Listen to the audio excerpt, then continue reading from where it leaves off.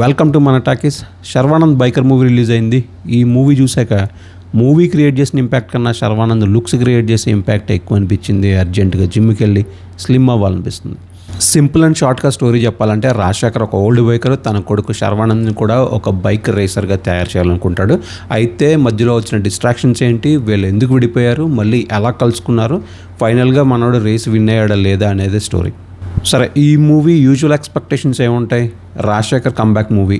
So శర్వానంద్కి రాజశేఖర్కి father and son sentiment కానీ కెమిస్ట్రీ కానీ ఎలా ఉంటుంది అనేది ఒక బజ్ ఉంది. బట్ అదైతే నాకు పెద్దగా వర్కౌట్ అవ్వలేదు. ఇద్దరు డిఫరెంట్ పర్ఫార్మెన్సెస్ బాగానే చేశారు, బట్ కలిపి చూస్తే కనుక సంథింగ్ ఈజ్ మిస్సింగ్. నెక్స్ట్ వీళ్ళు ఈ మూవీని మోటోక్రాస్ మూవీగా ప్రమోట్ చేశారు. ఆ సీన్స్ అయితే మాత్రం నెక్స్ట్ లెవెల్లో ఉంటాయి. బైక్ రేసింగ్ సీన్స్ వచ్చినప్పుడు వచ్చే బీజిఎం కానీ, డ్రోన్ షాట్స్ కానీ, కెమెరా యాంగిల్స్ కానీ పర్ఫెక్ట్గా వర్కౌట్ అయ్యాయి.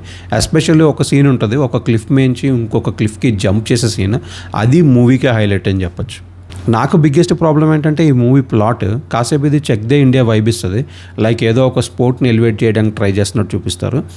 ఇంతలోనే మళ్ళీ మనకి జెర్సీ వైబ్ ఇస్తుంది, ఒక ఫాదర్ అండ్ సన్ సెంటిమెంట్ చూపించడానికి ట్రై చేస్తున్నట్టు. సో అది నాకు కనెక్ట్ అవ్వలేదు. ఇంకో నెగిటివ్ నాకు అనిపించింది ఏంటంటే, శర్వానంద్కి ఒక రైవల్ రేసర్ క్యారెక్టర్ ఉంటుంది. ఆ క్యారెక్టర్ స్టార్టింగ్లో బాగానే ఉంటుంది, కానీ ఇంకా క్యారెక్టర్ డెవలప్ అయ్యే కొద్దీ చాలా ఓవర్ యాక్టింగ్లాగా అనిపిస్తుంది. సెకండ్ హాఫ్లో అయితే మరీ తేలిపోతుంది, ఆ క్యారెక్టర్ వేస్ట్ అనిపించింది నాకు. హీరోయిన్ మాల్వికా నాయర్ చాలా బాగా చేశారు. అలాగే శర్వానంద్కి సన్ క్యారెక్టర్ చేసిన అబ్బాయి కూడా చాలా బాగా చేశాడు. ఎస్పెషల్లీ లాస్ట్ ఒక 40-45 మినిట్స్ అయితే కంప్లీట్గా ఫ్యామిలీ వైబ్లోకి వెళ్ళిపోతుంది మూవీ.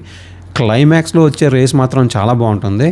కానీ ఈ రేసింగ్ మూవీస్తో వచ్చే ప్రాబ్లం ఏంటంటే, ఖచ్చితంగా మన హీరో పడిపోయిన తర్వాత చాలాసేపు ఆలోచనలు, ఓల్డ్ సీన్స్, ఫ్లాష్ బ్యాక్స్ ఇవన్నీ జరుగుతాయి. ఆ టైంలో నాకు అనిపించింది ఏంటంటే, ఫస్ట్ ఆల్రెడీ వెళ్ళిపోతున్నాడు, ల్యాబ్స్ కంప్లీట్ చేసి ఈ పాటికి విన్ అయిపోతాడు కదా అన్నట్టు డిస్కనెక్ట్ అయిపోతాం. కానీ ఎమోషనల్గా క్లైమాక్స్ సీన్లో ఎలా విన్ అవుతాడు అనేది చాలా బాగా చూపించారు. సో అది అయితే బాగానే వర్కౌట్ అయింది.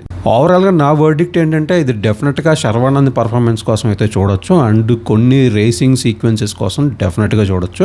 నేను 2/5 స్టార్స్ రేటింగ్ ఇస్తున్నాను. మీరు డెఫినెట్గా చూడండి. మీరు ఆల్రెడీ చూసేసి ఉంటే కనుక కామెంట్ చేయండి మీకు నచ్చిందో లేదో. ప్లీజ్ ఛానల్ని సబ్స్క్రైబ్ చేసుకోండి. Thank you.